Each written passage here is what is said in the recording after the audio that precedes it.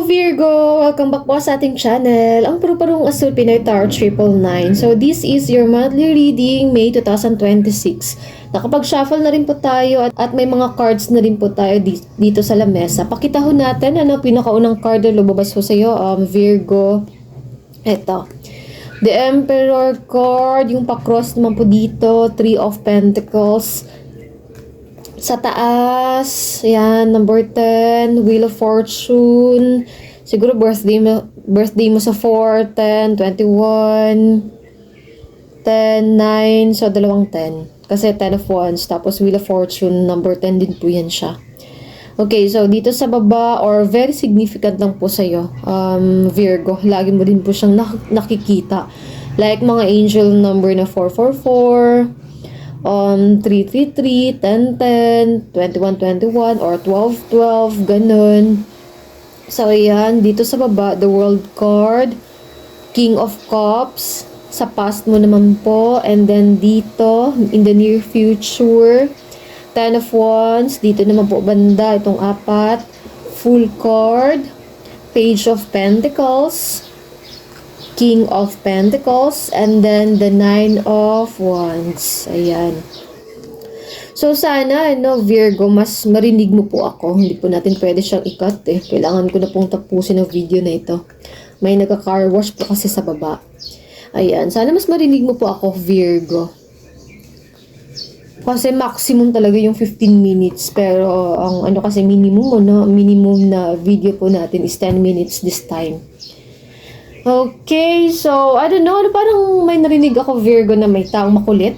May tao dito na ayaw tantanan ng isang tao. Parang naiinis, parang nagagalit. Masyadong makulit. Masyadong makulit. Okay, so, ayun na nga, pinakaunang card is the Emperor card. Authority, control. May mga bagay dito na gusto mo siyang kontrolin. May mga bagay dito na gusto mong perfect, detalyado, well-prepared, well-organized, tapos biglang may pagbabago. Which is parang niinis ka din, Virgo. Napaganda ng usapan natin, napaganda ng plano natin, tapos iibahin mo. Parang ganun, So, kailangan naman po na ibang i-adapt natin yung mga changes. Kailangan natin maging flexible, sa mga pagbabagong ito. May konting pagkakamali, may konting kulang siguro, Virgo. Pero, wag pong mag-alala kasi magiging maayos naman din siya, yung presentation kung ano man po ito. Kasi, tatlo sila, ang mga taong nandito, na napakaganda, napaka-perfect ng ibang drawing nila. Tapos may isang tao na parang sinira. Parang siyang grupo na parang teamwork na napakaganda ng flow, napakaganda ng research, napakaganda ng presentation, tapos may isang tao na sisirain ito. Parang naiinis din. Okay, and then sa may iba din pong interpretation, ito din kasi yung nararamdaman ko sa dalawang card na ito. Ayan, makinig daw po, makinig sa tatay mo, Virgo. Parang may sinasabi ho siya, na parang, I don't know, siguro masakit, mabigat para sa'yo, ayaw mong i-take yung advice, yung suggestion, parang ayaw mong makinig, pero para rin po sa'yo, nakakabuti din sa'yo, Virgo. Kung hindi naman po ganun, Virgo, ikaw ito mismo na nagsasuggest, na nag-advise, na nagsasabi sa mga taong ito na ganito, ganyan, yung mga gawin ho nila, tapos ayaw ho nilang makinig. Matigas ho ang ulo, ganun. Okay, so kung sino man po ito, sana makinig, 'di ba? Kung para din naman sa kanila. And then may mga bagay dito na talagang planado, Virgo. Yan nakalatag na ito. Yan, 'di ba? Nakalatag na. Tapos ang card nito may nakalatag naman po dito, well prepared, well organized, planado, planchado na. Execution na lang, kulang, pera na lang kulang, aw. I can see naman po dito, Virgo, na may mga event, activities, may mga lakad ka din, yung iba biglaan, may iba naman bakasyon, which is good naman talaga, very good talaga, kasi para makapag-recharge, para nang sa gayon, 'di ba, makapagpahinga din kahit papaano. Sarap yung simoy ng hangin, malamig yung simoy ng hangin. Iba yung view natin, hindi laging sa opisina, hindi laging nasa kumpanya, nasa ganitong lugar, kakasawa ng mga nakikita. Paminsan-minsan lumabas-labas. And I can see na marami pong mga activities, events na talagang magpa-prosper, na talagang ma-execute yung drawing, magkakaroon ng kulay, yung GC, lalabas na sa GC. Usapan, di ba? Ay, may usapan tayo, magkita-kita tayo sa weekend. Kasi malapit ang enrollment, ano, nako. Di pa tayo nakapunta ng dagat ng Sapa. So, take it, di ba? Minsan lang din, di ba? You will never be this young again. Do what makes you happy. You will never be this young again. Do what makes you happy. Happy Virgo. Bumabalik naman yung pera. Kaya naman siyang kitain. Pero yung panahon, yung sa schedule, 'di ba? Napakahirap talaga. Sana all. 'Di ba? May ano talaga tayo, 'di ba? Yung bang maglalaan tayo ng panahon ng pinansyal pera sa ganung bagay. Para nang sa gayon, 'di ba, maiba naman. And then yun din kasi yung way natin para ma-replenish yung energy natin, makapag-recharge, recuperation, relaxation, ganun. Okay, so I can see dito Virgo. You know what, Virgo, 'di ba? Yung Jupiter nasa sign ng Cancer sa ngayon, and then eventually magta-transfer yan siya sa sign po ng Leo, kalagitnaan po ng taon. 'Di ba? Ang sunod sa Aries, Taurus, Gemini, Cancer, Leo, Virgo, 'di ba? Ikaw. So may mangyayari ho sa iyo sa taong ito until next year. Depende kasi sa degree ng natal chart ng isang tao. Yan siya. May something na magko-close sa iyo. Virgo. Hindi siya ganun kadali sa totoo lang. Madali lang siyang sabihin. Madali lang siyang sabihin sa totoo lang. Pero napakahirap na i-embrace, i-adopt yung mga pagbabago. Na halimbawa, ito yung mga ginagawa natin, nakasanayan natin, tapos biglang magbago. May magko-close na chapter, may full completion, ganun. So, may talaga, something na kailangan na siyang i-close, kailangan na siyang i-let go this year or next year sa'yo, Virgo. Kasi panibago na naman pong cycle sa sign mo, Virgo.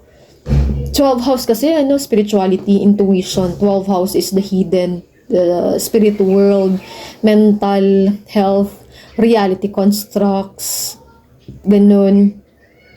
Ayan, so kapag nag-first house, identity, ego, personality, self, sarili talaga. So, hanggang 12 house kasi yan siya. So, may something na mangyayari talaga pagbabago sa'yo, Virgo. May magka-close na chapter sa buhay mo. And then, ganun talaga, cycle ho kasi yan siya. So, yan ang Wheel of Fortune dito sa taas. May mga bagong pagpipilian, may mga choices, may mga options, magle-level up. And then, ang cute ng cat, naglalaro dito sa baba. Dito naman po, the World card, as I said, diba, full completion. Full completion, chapter close, endings. So, syempre, kapag may endings, may new beginnings. Kapag may nawala, may nasira, may ibibigay naman po sa iyo na panibago. Let go, and let God. Enjoy yung mga bagay-bagay. I-enjoy yung cycle. Ganun talaga. Kasabay kasi ng toxic, ng stress, kasabay ko kasi ng mga mabigat na nararamdaman natin, pati yung mga bagay na hindi rin po natin in-expect na mawawala din pala sa atin. Pero may mga bagay naman po na napakaganda na paparating ho sa'yo, Virgo. King of Cups. Ayan, adventure. I don't know, parang random lang ito. May taong nanlibre. May taong manlilibre sa'yo, Virgo. And then, nag-e-enjoy sa mga bagay-bagay. Napakabilis ng transition. Ngayon, nasa dagat. Tapos kinabukasan, opisina agad-agad. Ganun siya kabilis. Or halimbawa, ngayon, nasa opisina. Busy sa computer. Busy sa mga files, documents. Tapos kinabukasan, nandun na sa dagat. Ligo na. G na yan. Ang bilis ng transition mo, Virgo. flexible, adaptable, ano? Ten of Wands, pagbalik, yun lang. Maraming mga ginagawa, marami pong mga tinatapos, mabigat yung responsibilidad. Okay, may cut dito. At least man lang, di ba, gumaan-gaan yung nararamdaman. Yung mga bigat. Pero sa nararamdaman ko dito, no, Virgo, okay naman siya. Kaya mo siyang i-take yung ganun kadaming trabaho. Matatapos mo din siya. Full card, may panibago na namang adventure. Marami pong plano dito. Maraming lakad sa totoo lang. May iba planado, may iba naman biglaan, G na G, gano'n. Parang laging nasa kalsada. Ayan. So, kung limbawa, ikaw yung Virgo na wala namang pera, wala namang trabaho, hindi ka talaga magre-resonate dito, ano, at saka wala ka talagang planong lumabas-labas. Hindi talaga. So, move on na lang din. Check mo na lang yung mga ibang mong sign, Sun, Moon, Rising, Venus, and North Node. At marami naman pong mga readers dyan, marami naman pong astrologers dyan. Okay, King of Pentacles, secured, stable. So, magiging okay naman po yung sa pera, ano? Mabilis naman pong bumaback up yung sa pera. And then, may mga unexpected na paggastos, ganun. Pero may mga unexpected din po na pagdating. Sarap yung pagkain, may wines, stable, secured, grounded. Masarap yung pagkain. Oo. Kumakain din naman po ng mga matatamis na pagkain. Kasi cake, oh. Cake, leche flan, candies, chocolates, ano pa dyan, mahilig sa matatamis. And then, parang background mo din, ano, nasa bukid. Kasi may bull na nandito. And then, may aso. Tapos, malayong malayo sa syudad, malayong malayo sa kinakasanayan.